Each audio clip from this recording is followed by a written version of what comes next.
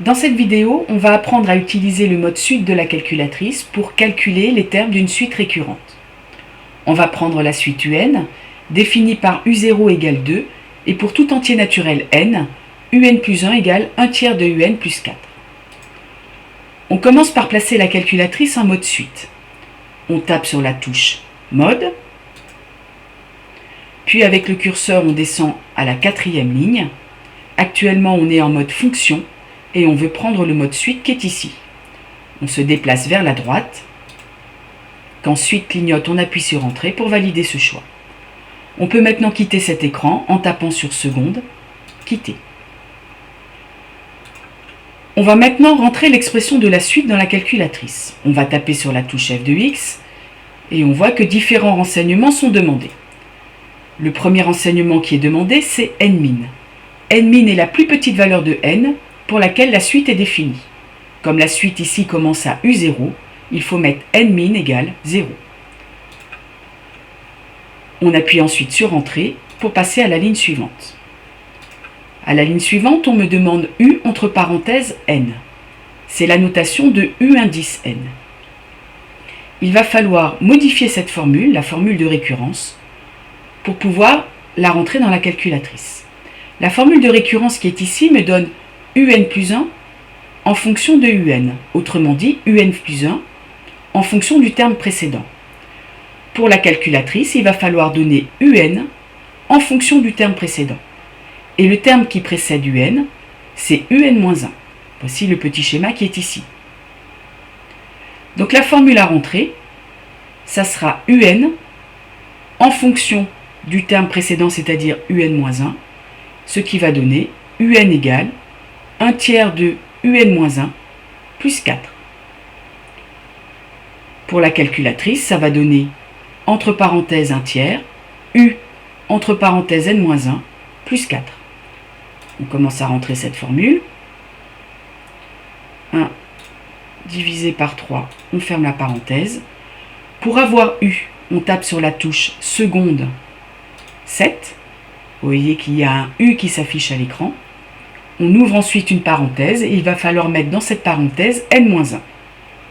Pour obtenir N, on tape sur cette touche.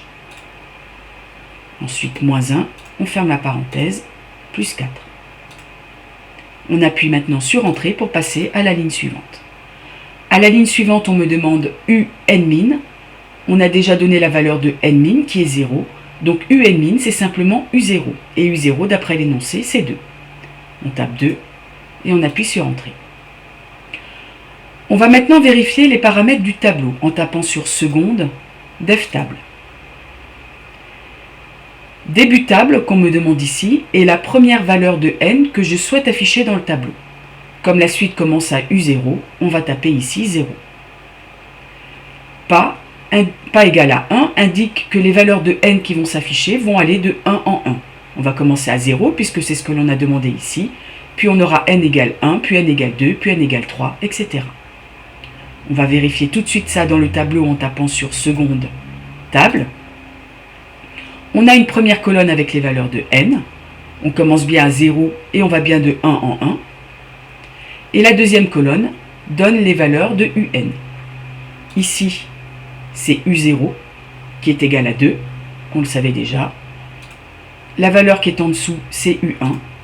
Puis on a U2, U3, U4, U5, U6. On remarque au passage que la valeur qui s'affiche ici dans le tableau est une valeur approchée de la valeur qui est en dessous.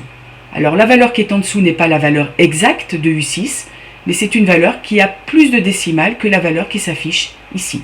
Donc si on a besoin de plus de précision, il faut bien penser à utiliser la valeur qui est ici et pas celle qui est donnée dans le tableau. Si on veut U7, il suffit de continuer à descendre. On peut avoir U7, U8, etc. Ce tableau permet d'avoir les termes de la suite déjà, mais permet aussi de faire des conjectures sur le sens de variation de la suite et sur la convergence de cette suite. La suite ici semble croissante, puisque les termes sont de plus en plus grands, et cette suite semble converger vers 6. Plus on prend des valeurs de n grandes, et plus on se rapproche de 6. Alors attention, ici, U11 n'est pas égal à 6, on a une valeur ici qui est plus précise, avec plus de décimales.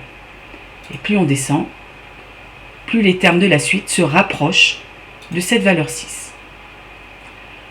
Pensez, quand vous avez fini d'utiliser le mode suite, à repasser en mode fonction si vous avez besoin de tracer par exemple la courbe d'une fonction. Donc en tapant à nouveau sur la touche mode, puis fonction.